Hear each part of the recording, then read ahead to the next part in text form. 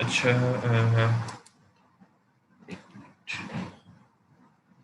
वापस आ गए हम ब्रेक से। ठीक है। और बस ये एक लास्ट हम जो है लैब है, इसके अंदर दो तीन टॉपिक्स हैं जो हम कवर करेंगे। ठीक है, इस लैब के जो इम्पोर्टेंट है। और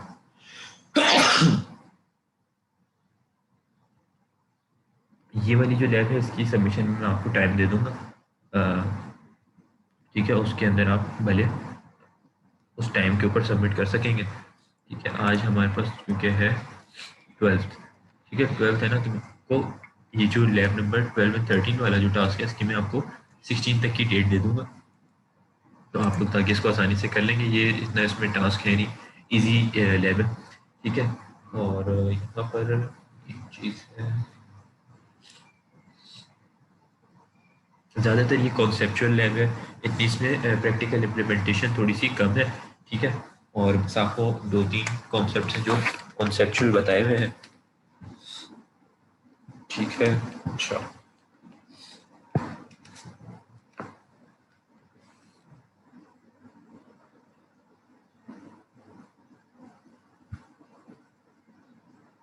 अच्छा, यहाँ हम देखते हैं इसके अंदर दोनों लैब्स को कंबाइन किया हुआ है stack memory and it's parameters और एडवांस प्रोसीजर्स। तो स्टैक मेमोरी आप लोगों को पता है, स्टैक मेमोरी क्या होती है। आपने प्रीवियस लैब में पढ़ा था कि स्टैक मेमोरी सेम एरे से रिलेटेड एक मेमोरी, एरे की तरह की एक मेमोरी होती है जिसके अंदर आप पुश कर रहे होते हैं या फिर पॉप कर रहे होते हैं। ये दो आपके पास फंक्शन होते हैं, पुश के या पॉप के। स्टैक जो है वो लास्ट इन फर्स्ट आउट के ऊपर काम करती है, लीफो के ऊपर। ठीक है। आपने स्टैक को इम्प्लीमेंट करते हुए देखा था कि आप उसमें कोई भी वैल्यू स्टैक के जीरो इंडेक्स पे या स्टैक वन इंडेक्स पे इन सब पे स्टोर कर सकते हैं। बाकी जो भी ऑपरेशन परफॉर्म होते हैं उसमें एक वैल्यू स्टैक जीरो के ऊपर होती है, बाकी तमाम वैल्यूज रजिस्टर्स के अंदर होती हैं। ठीक है।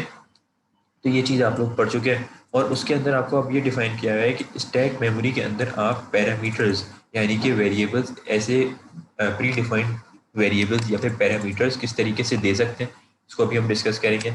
और यहाँ बताया गया है कि एडवांस प्रोसीजर्स क्या होते हैं। प्रोसीजर्स आप लोगों को बहुत अच्छी तरीके से पता है, प्रोसीजर्स क्या होते हैं।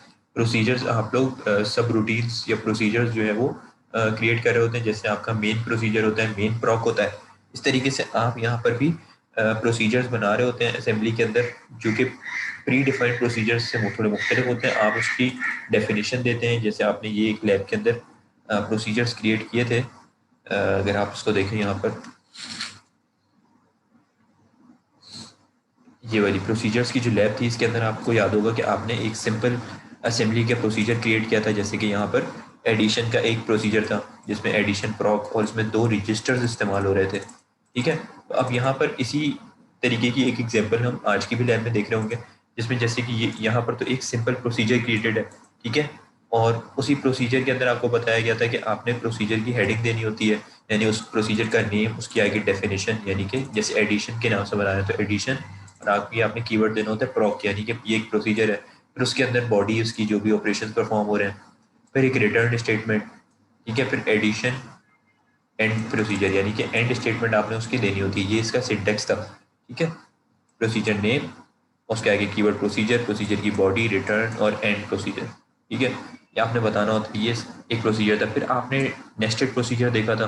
नेस्टेड में क्या हो रहा था कि आप एक नेस्टेड प्रोसीजर क्रिएट कर रहे थे, यानी एक प्रोसीजर या एक सब रूटीन की हमने एग्जांपल ली थी। एक सब रूटीन के अंदर दूसरी सब रूटीन कॉल हो रही थी, दूसरी के अंदर तीसरी कॉल हो रही थी, तीसरी में चौथी कॉल हो रही थी। तो उसके अंदर क्या हो रहा था कि हम जो भी हमारे पास, यहाँ पर हमने एक एग्जांपल भी की थी ये लूप्स की, नेस्टेड लूप्स की, कि इसमें क्या हो रहा है कि एक ECX की जो पहली वैल्यू है उसको हम पुश करवा रहे थे स्टैक के अंदर। ठीक है।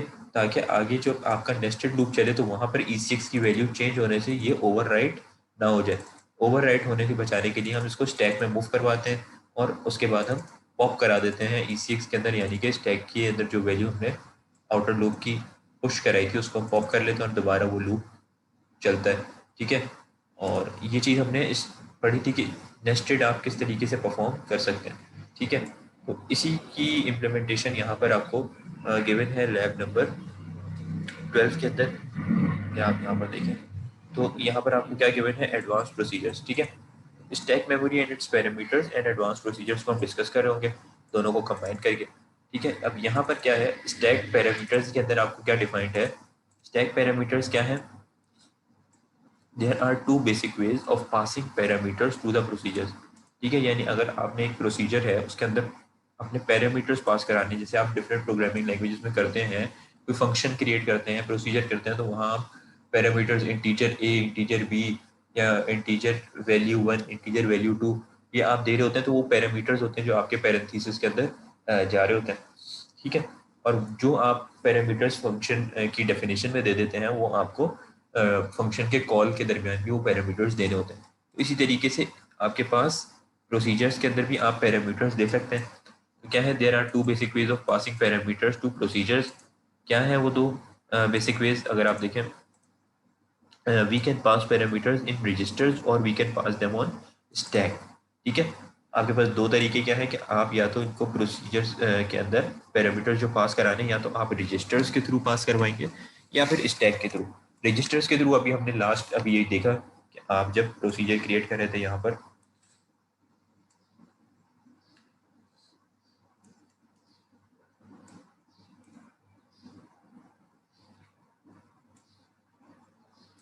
प्रोसीजर क्रिएट कर रहे थे, तो आप यहाँ पर पैरामीटर्स किस तरह रजिस्टर्स के अंदर पास करा रहे थे, या फिर ये वाला प्रोसीजर जो था इसके अंदर आप प्रोसीजर के अंदर जो भी पैरामीटर्स थे इसके, यानी कि ई A x, E B x, ये तमाम आप किस में पास करवा रहे थे, ये ई एक्स, ई बी एक्स, ये आप रजिस्टर यानी कि ई एक्स जनरल पर्पज रजिस्टर में पास करा रहे थे।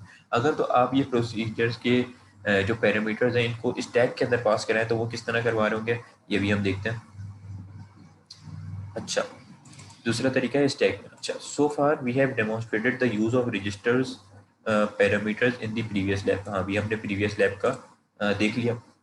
अच्छा, the Irvine library also uses register parameters for its procedures. ठीक है, ये बात सबको पता है।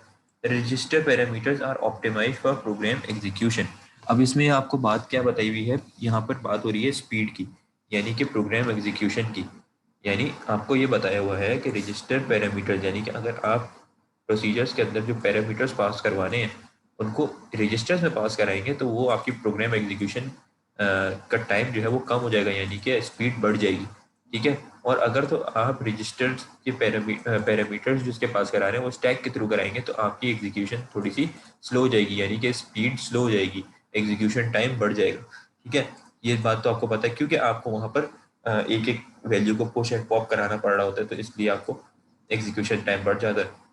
ई एक्स जब आप रजिस्टर्स के थ्रू कराते हैं तो वो थोड़ा सा मुख्तलिफ काम होता है, वहाँ स्पीड बढ़ जाती है आपकी। फिर stack parameters are pushed on the stack before making the procedure call.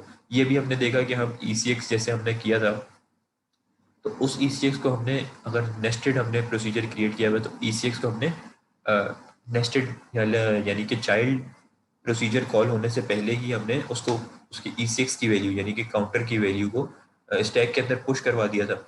और जैसे ही प्रोसीजर एंड होता है नेस्टेड वाला, और जो पेरेंट आपका प्रोसीजर है उसकी कॉल आने लगती है, तो उसको कॉल करने से पहले आप अपनी ई की वैल्यू को पॉप करवा देते हैं। तो ये चीज़ आपको बताई हुई है, push on the stack before making the and have to locate its parameter on the stack. ठीक है, अब यहाँ पर एक एग्जांपल आपको गिवन है, ये एग्जांपल भी हम रन करके देखेंगे। यहाँ आपको क्या गिवन है, consider the sum of procedure defined in the previous lab, यानी कि प्रोसीजर्स वाली लैब में जो हमने एक सम ऑफ की यानी कि सम एडिशन करने की एक एग्जांपल की थी, उसको हम थोड़ा सा चेंज करेंगे, रीडिफाइन करेंगे। किस तरीके से, we now redefine it by call it differently by passing parameters on the stack. हमने वहाँ पर जो है उसी एग्जाम्पल एडिशन वाली में यानी कि सम ऑफ वाली के अंदर क्या चीज़ गिवन थी, पैरामीटर्स रजिस्टर्स के अंदर गिवन थे। अब हम इसको रजिस्टर्स के बजाय स्टैक के थ्रू देंगे। ठीक है, और इसके अंदर क्या हो रहा है, अगर हम इसको यहाँ पर देखें तो यहाँ पर क्या एग्जांपल में गिवन है, पुश 80,000 एच, यानी कि पहली वैल्यू 80,000 एच को स्टैक में पुश कर दें, सेकंड वैल्यू 60,000 एच को स्टैक में पुश कर दें, फिर 40,000 एच को स्टैक में पुश कर दें। हम भी काम करते हैं, अब यहाँ पर इसको करते हैं। ठीक है, और यहाँ पर हम कह देते हैं push N, push EAX, 20, push EAX, 30। ठीक है, ये हमने तीन वैल्यूज अपनी पुश करा दी, अपनी मर्जी से हमने वैल्यूज दे दी, यहाँ पर डिफरेंट गिवन है। अच्छा, यहाँ पर उसके बाद क्या हो रहा है, यहाँ पर कॉल सम ऑफ का इंस्ट्रक्शन परफॉर्म हो रहा है। कॉल सम ऑफ क्या कर रहा है आपके पास, कॉल सम ऑफ से क्या होगा कि एक ये जो हम आगे प्रोसीजर क्रिएट करने जा रहे हैं ये कॉल हो रहा है, यानी कि कॉल का कीवर्ड और उसके आगे उसका सम ऑफ, यानी कि इसको कॉल करवा दो। ठीक है, तो कॉल करवाने के बाद क्या होगा, हम भी यहाँ पर कह देते हैं, इस लाइन को परफॉर्म कर देते हैं कि कॉल सम ऑफ। ठीक है, ये हो गया। अब ये इसका नाम तो हमने दे दिया, नीचे इसकी डेफिनेशन हमें देनी है, जाहिर है। ठीक है, तो हम कहते हैं कि इसको कॉल तो करवा दिया, ये आपको याद है ना, प्रोसीजर कॉल कराने के लिए आपको कॉल का कीवर्ड यूज़ करना पड़ता है, कॉल सम ऑफ। अब उसके बाद आप देखें तो यहाँ प्रोसीजर क्रिएट किया हुआ है, यानी प्रोसीजर की हेडिंग या उसका नेम सम ऑफ आई प्रॉक, यानी कि प्रोसीजर। पहली लाइन में क्या हो रहा है, move E A X comma E S P plus 4, उसको भी हम देखते हैं। हम यहाँ कहते हैं सम ऑफ रॉक। ठीक है, और उस सम ऑफ रॉक के अंदर क्या हो रहा है, move E A X comma E S P plus 4। Second line में क्या हो रहा है,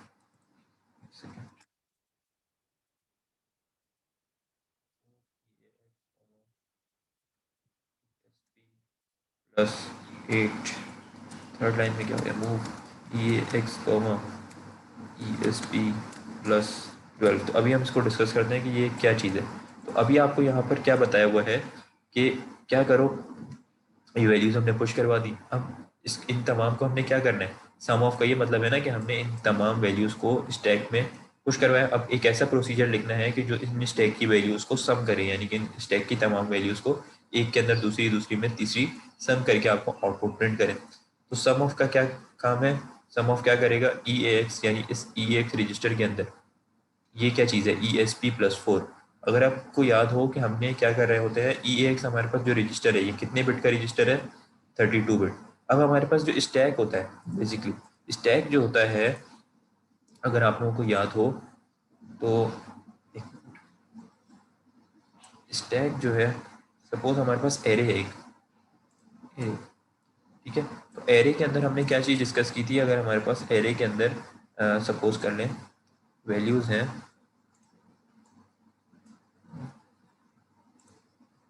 2 3 4। ठीक है, यहाँ एरे के अंदर कोई भी वैल्यूज़ हैं, यहाँ पर है 1 है, यहाँ 2 है, यहाँ 3 है, यहाँ 4 है, यहाँ 5 है। तो लास्ट जो अभी हमने लैब की, इससे पहले वाली जो लैब थी, यहाँ हमने डिस्कस किया था कि एरे के इंडेक्सेस जो थे हमारे पास, ये एरे के इंडेक्सेस को हमें एक्सेस करना है, तो उसके एड्रेस हम कहाँ पर स्टोर करते हैं, उसका एड्रेस हम स्टोर करते हैं ई एस आई, याद होगा मेरे ख्याल से, नहीं यहाँ पर डिस्कस किया था कंडीशनल लूप वाली में, कि हम कहाँ कहाँ स्टोर करते हैं, ई एस आई रजिस्टर में एरे का तमाम एड्रेसेस। तो ई एस आई में करते हैं, तो हम यहाँ पर क्या कर रहे थे, add E S I type, यानी कि अगर हमें इस एरे के इस वाले इसको यहाँ से यहाँ शिफ्ट करवाना है, तो हम उसकी टाइप उसमें ऐड करते हैं। टाइप एस वर्ड की क्या है 2, डी वर्ड की क्या है 4। ठीक है, तो हम टाइप ऐड करते हैं। तो इसी तरीके से जब आप यहाँ पर आएंगे, यहाँ पर एक से एक शिफ्ट करने पे आपको क्या करना पड़ेगा, उसकी टाइप यानी कि 4 ऐड कराना पड़ेगा या 8 ऐड कराना पड़ेगा, 16 ऐड कराना पड़ेगा। इसी तरीके से आपके पास जब यहाँ पर वैल्यू यूज़ हो रही है, अगर आप देखें कहाँ क्या,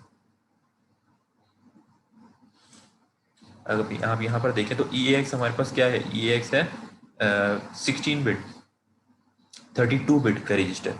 32 बिट का रजिस्टर है, इसका मतलब आपको 32 बिट के अंदर कितनी बाइट्स होती हैं, अगर आप देखें तो 32 बिट के अंदर हमारे पास, ये तो चले एरे की एग्जांपल होगी, एरे के अंदर आप ई एस पी कर रहे थे, लेकिन यहाँ पर ई एस आई कर रहे थे। ई एस आई के अंदर, ई एस आई बेसिकली क्या था आपके पास, पॉइंटर का काम कर रहा था। ठीक है, मतलब कि आपके एरे के एड्रेसेस को पॉइंट करने के, यानी कि स्टोर करने का काम कर रहा था। लेकिन यहाँ पर ई एस पी क्या कर रहा है, ई एस आई को तो आपने देख लिया, ई एस पी क्या कर रहा है, ई एस पी बेसिकली है स्टैक पॉइंटर, यानी कि वो एरे के ऊपर काम कर रहा था। E S I, E S P किसके एड्रेसेस को सेव करता है, स्टैक के, यानी कि ये स्टैक पॉइंटर है। ठीक है, ई एस पी स्टैक पॉइंटर का काम करेगा। तो स्टैक पॉइंटर क्या करेगा कि आपकी जो पहली, अब अगर आप स्टैक को देखें तो स्टैक के अंदर क्या होता है, आपके पास बेसिकली बाय डिफ़ॉल्ट आपको 8 वैल्यूज़ का, यानी कि 0 से 7 तक का स्टैक मिलता है, ठीक है। और उसके अंदर एक एक जो आपके पास एड्रेस है, वो अगर आप ई एक्स टाइप कर रखेंगे तो वो एक के अंदर कितने हमारे पास बिट्स होंगी, 32, ठीक है। जब 32 बिट्स के होंगी तो 32 बिट्स का क्या मतलब है, 4 बाइट्स। 4 बाइट्स हुई ना, 8 निबल्स, ठीक है। 8 निबल्स यानी कि 4 बाइट्स। जब 4 बाइट्स हैं तो अब आपको इसके एड्रेस को नेक्स्ट पे शिफ्ट कराना है, तो आपको कितना, जहाँ पे हम ऐड टाइप कर रहे थे तो टाइप ऐड हो रही थी, तो हम ई एक्स के अंदर जब इसको ऐड करेंगे, एक इंडेक्स से दूसरे इंडेक्स पे शिफ्ट कराने के लिए हमें क्या करना पड़ेगा, हमें उसकी जो टाइप है वो ऐड करानी पड़ेगी। टाइप कैसे ऐड होगी इसकी, अगर देखा जाए तो 4 बाइट्स का होता है हमारे पास ई एक्स, यानी कि 32 बिट्स का। तो हमें 4 बाइट्स ऐड करानी पड़ेंगी। तो हम क्या करेंगे, इसके एड्रेस में +4, यानी कि ई एस पी +4, ये एक दफ़ा +4 हो गया। अब हमें शिफ्ट कराना है उससे भी सेकंड थर्ड पे, तो हम क्या करेंगे, ये ग्रो करती रहेगी इसकी वैल्यू, यानी कि 4 थी तो 4 + 4 8, 8 + 4 यानी कि उसमें और 8 के अंदर और आप 4 बाइट्स ऐड कर दें तो क्या है, 12। आपको हर वैल्यू को आगे चेक करने के लिए उसमें 4, यानी कि अगर ई एक्स है तो 4, ठीक है। अगर आपके पास ये ए एक्स होता तो आप क्या करते हैं, 2, सही है, क्योंकि टाइप उसकी 2। इस तरीके से आपने ये ऐड करते जाना है अगर आपने नेक्स्ट उस पर शिफ्ट करना है। अब यहाँ पर क्या हो रहा है, पहले इसमें ई ए एक्स, यानी कि ई एक्स में क्या स्टोर हो रहा है, ई एस पी 4, यानी कि पहले इंडेक्स की वैल्यू, ठीक है। तो ई एस पी 4 यानी कि जो पहली वैल्यू गई है, यानी कि 40,000, वो ऐड होगी, वो स्टोर होगी। उसके अंदर क्या ऐड करवानी है हमने, सेकंड जो वैल्यू है वो क्या है, वो कहाँ से आएगी, ई एस पी 8 से।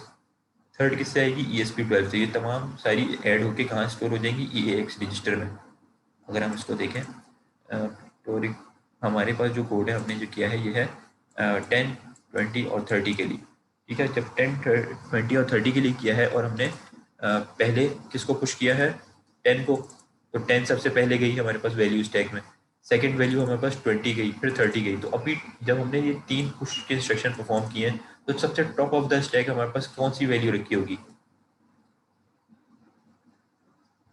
सबसे टॉप ऑफ द स्टैक हमारे पास, क्योंकि लास्ट इन फर्स्ट आउट होता है, तो फर्स्ट आउट होने के लिए सबसे ऊपर वैल्यू होगी 30। अगर हम इसको देखें यहाँ पर हमारे पास ये स्टैक है सपोज, ठीक है, ये स्टैक है। स्टैक के अंदर भी हमने 3 वैल्यूज़ रखी हैं, 3 वैल्यूज़ रखी हैं। तो यहाँ पर मैं कह देता हूँ यस, यहाँ पर है सबसे पहले गई थी तो वो लास्ट में आएगी 20, और सबसे वैल्यू गिवन है तो सबसे टॉप पर स्टैक की क्या होगी, 30, टॉप ऑफ द स्टैक। जब हम पॉप कराएंगे तो पॉप सबसे पहले कौन सी होगी, 30, ठीक है। अच्छा, सही है, ये चीज़ हो गई। इसके बाद अगर आप यहाँ पर लिखते हैं कि हम कौन से इंस्ट्रक्शन से कौन सी वैल्यू आ रही है, तो यहाँ पर आप देखेंगे से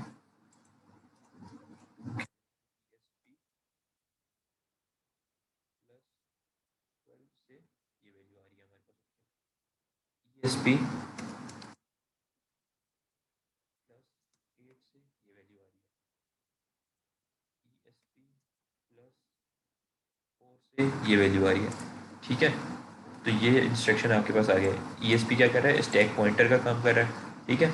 ESP 12 से ये आ रही है, ESP 8 से आ रही है, ESP 4 से ये वैल्यू आपके पास आ रही है। आई होप आप लोगों को ये चीज़ समझ आ गई होगी, ठीक है। और यहाँ पर क्या है, आपको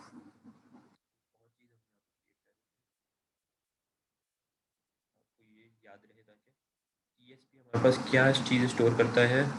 अगर आप यहाँ पर लिखते हैं ESP रिटर्न्स,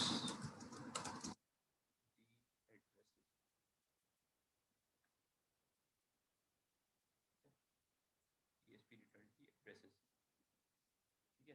अब हम यहाँ पर कहते हैं, अच्छा यहाँ पर हमने ये डिफरेंट गलत तरीका लिया है यूज़, मैनुअल के अंदर ये तरीका नहीं है। आपको अगर वैल्यूज़ पुश करवानी है तो उसका तरीका है आप क्या करें, move E A X comma 10 push E A x, move ये एक्स ओवर 20 पुश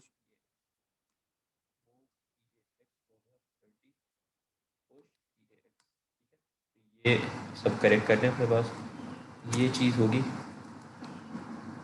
इस तरीके से इम्प्लीमेंट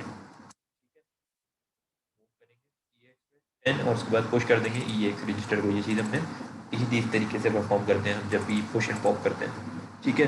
और हमने बाद में क्या कह दिया, कॉल सम ऑफ, यानी कि इन तमाम को पुश कराओ और पुश कराने के बाद कॉल सम ऑफ में क्या हो रहा है, मूव ई एक्स, ठीक है, ये वैल्यू मूव हो रही है उसमें। अच्छा यहाँ पर भी करा दिया है, जब भी क्या हो रहा है ऐड बिट।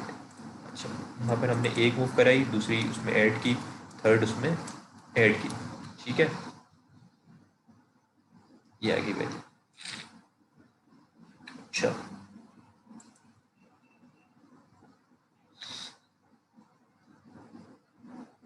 अच्छा इसके बाद आपको तीसरी स्टेटमेंट, लास्ट स्टेटमेंट क्या गिवन है, रिटर्न 12। रिटर्न 12 की क्या कहानी है ये मैं आपको यहाँ पर आके समझाता हूँ, of the stack parameters with return instruction में, ठीक है। उससे पहले अगर आप यहाँ पर चलें, अभी सिर्फ रिटर्न लगा दें, तो रिटर्न 12 ना लगाएं, रिटर्न लगा दें, तो रिटर्न क्या कर रहा होता है, आपके पास ज़ाहिर है रिटर्न आपने देनी होती है जब भी प्रोसीजर आप क्रिएट करते हैं, उस प्रोसीजर का नेम दिया, उसकी बॉडी गिवन है, रिटर्न स्टेटमेंट दे दिया आपने। रिटर्न स्टेटमेंट के बाद आपने यहाँ पे उस प्रोसीजर को एंड भी करना है, तो आपने कहा सम ऑफ। अब जब इसको रन करेंगे तो आपके पास इन तमाम वैल्यूज़ को सम करने पर क्या आना चाहिए, अगर आप देखें 10 20 30 को सम करें तो 30 प्लस 30, ठीक है, क्या हो गया 60। जब आप इसको रन करेंगे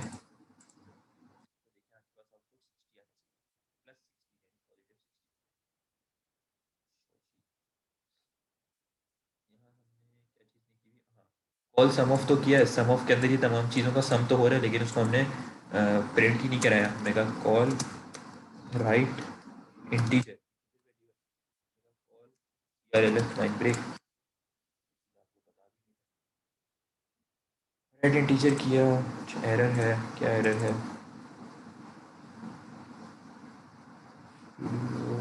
अच्छा एरर लिंक, क्या एरर है मेन प्रोसीजर को एंड नहीं करवा। जी,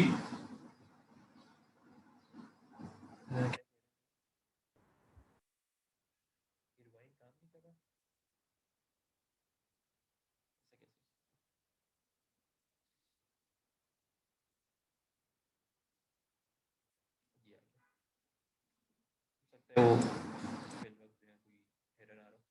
आ गई +60 वैल्यू। क्यों, ये चीज़ आप लोगों ने अभी अंडरस्टैंड कर ली, 30 20 और 30 आपने किस तरीके से स्टैक के पैरामीटर्स के थ्रू पास करवाई वैल्यू ई एस पी, जो कि आपने स्टैक पॉइंटर है उसमें ऐड की 4, क्योंकि ये 4 बाइट्स का है, ये वैल्यू ग्रो करेगी 8 और 12 पे। अगर आप यहाँ पर भी देखें, ये आउटपुट तो 60 आपका आ गया, ये बिल्कुल सही है, लेकिन इसको अगर अंडरस्टैंड करें तो यहाँ क्या गिवन है, ई एस पी 4 ई एस पी 8 और ई एस पी 12 हमारे पास यूज़ हो रहे हैं parameters for locating stack addresses, ठीक है, लोकेट करने के लिए। और recall the stack grows downwards towards lower addresses, यानी कि ये ग्रो कर रहा है ना, अगर आप देखें तो 4 है 8 है 12 है, ठीक है, तो 4 ग्रो कर रहा है 8 पे, 8 कर रहा है 12 पे, तो ये क्या कह रहा है, ग्रोज डाउनवर्ड, क्योंकि जब आज स्टैक यूज कर रहे हैं तो स्टैक में टॉप पे वैल्यू कौन सी होगी, ये वाली, तो ये ग्रो कर रहा है डाउनवर्ड, यानी कि 12 8 4 डाउनवर्ड्स आ रहे हैं, ठीक है, तो ये चीज़ आपको यहाँ पर बताई हुई है।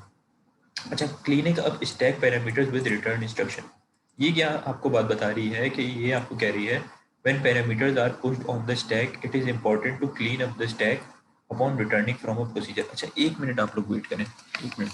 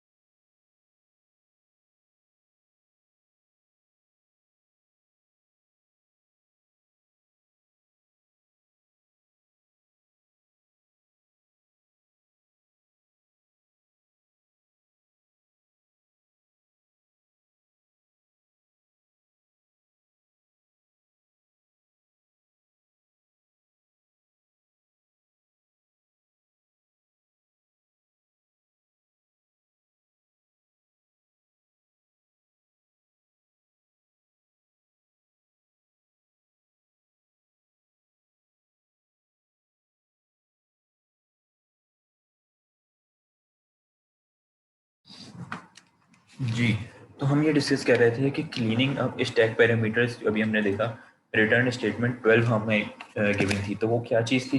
अगर आप इस टॉपिक को समझें, यहाँ ज़्यादातर थ्योरेटिकल अब बातें हैं कि when parameters are pushed on the stack, यानी कि जब ये पैरामीटर्स स्टैक पे पुश हो गए तो क्या होगा? It is important to clean up the stack upon returning from a procedure. यानी जब आप ये प्रोसीजर से रिटर्न करते हैं तो आपको इसको क्लीन करना लाजमी होता है। क्लीन किस तरह होगा? जब आप रिटर्न करेंगे ना वैल्यू, आप अगर आप रिटर्न 12 आगे दे देंगे तो ये रिटर्न 12 इंस्ट्रक्शन बाय डिफ़ॉल्ट आपकी इन तमाम वैल्यूज़ को क्लीन अप करेगा। किस तरह और क्यों करेगा? इसलिए क्योंकि ये बाय डिफ़ॉल्ट जब ये एक स्टैक रन होता है तो कुछ इंटीजर वैल्यूज़ आपके स्टैक के ऊपर आ जाती हैं या पहले से आई हुई होती हैं, तो वो उनको क्लीन अप करना लाजमी होता है। ठीक है, तो यहाँ आपको क्या गिवन है? The return instruction can specify an extra integer constant to clean up the parameters on the stack. बिल्कुल सही। In the above sum of procedure 12 bytes are pushed on the stack for 3 parameters. यानी अगर आप समझें कि ये 12 ही क्यों given है, ये 1 क्यों नहीं गिवन, 4 क्यों नहीं गिवन, 6 क्यों नहीं गिवन, ये 12 क्यों गिवन है? इसलिए क्योंकि आपके पास यहाँ पर हमने अभी पहले डिस्कस किया कि ये एक कितने इसके अंदर बिट्स हैं, एक एड्रेस के ऊपर हमारे पास 32 बिट। 32 बिट का मतलब तभी हम 4 का एडिशन कर रहे हैं ना। 32 बिट का क्या मतलब है? 4 बाइट्स। 4 बाइट्स हैं तो हम 4 का एडिशन कर रहे हैं। अब 4 बाइट्स वाली हमारे पास कितनी वैल्यू हमने यूज़ की हैं? 4, 8, 12, यानी कि 4, 4, 8 और 4, 12, यानी कि 12 यूज़ किए ना। ज़्यादा की होती तो हम यहाँ पर ज़्यादा देते। हमने जब रिटर्न 12 देंगे तो ये तमाम बाइट्स को, 12 की 12 बाइट्स को रिमूव कर देगा। ठीक है, रिटर्न 12 देने का ये मकसद है।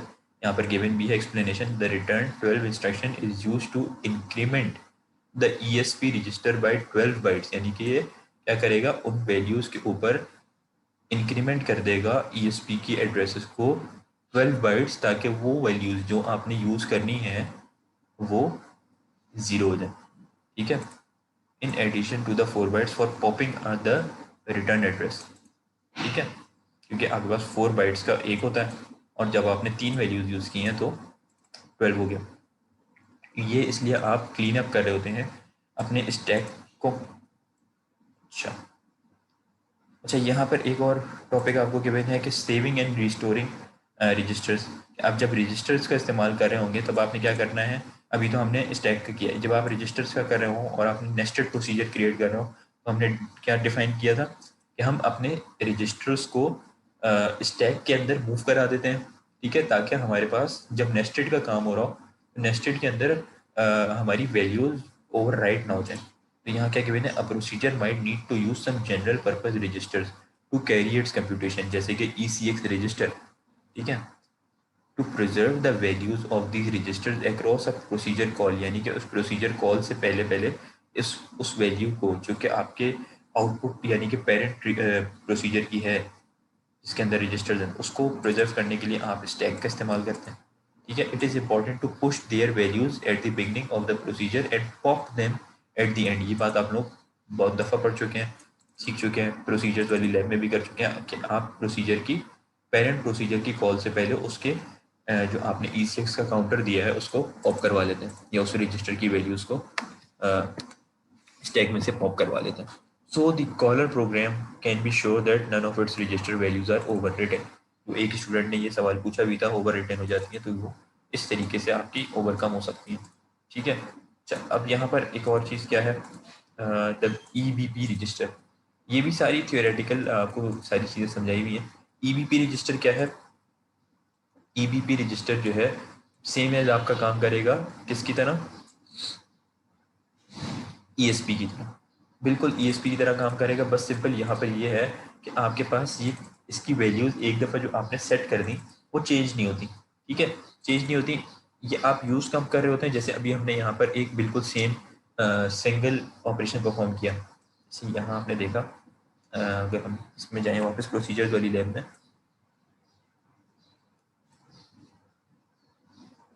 हाँ प्रोसीजर्स वाली लैब में आ गए, तो यहाँ हमने एक एडिशन का सिंपल प्रोसीजर क्रिएट किया था।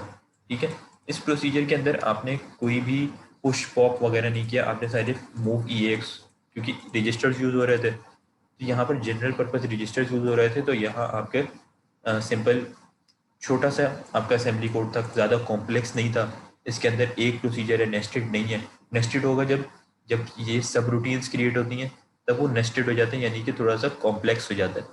ठीक है, जब सिंपल था तो आपने ये क्रिएट कर ली रजिस्टर्स, लेकिन जब ये नेस्टेड हुआ तो आपने क्या किया, अपने रजिस्टर की वैल्यूज़ को स्टैक में पुश किया, क्योंकि कॉम्प्लेक्सिटी बढ़ गई थी और स्टैक आपके पास ज़्यादा बड़ी वैल्यूज़ को भी स्टोर कर लेता है, और उनको स्टोर करके उसमें चेंजिंग तब तक नहीं होगी जब तक आप पॉप नहीं करेंगे। ठीक है, तो इसी तरीके से यही कॉन्सेप्ट अगर आपका यूज़ हो रहा है ईएसपी पे और ईबीपी पे, ईबीपी जो रजिस्टर है ये सेम काम कर रहा होता है ईएसपी की तरह। कहाँ गया? हाँ, ईबीपी जो रजिस्टर है सेम काम करता है ईएसपी रजिस्टर की तरह।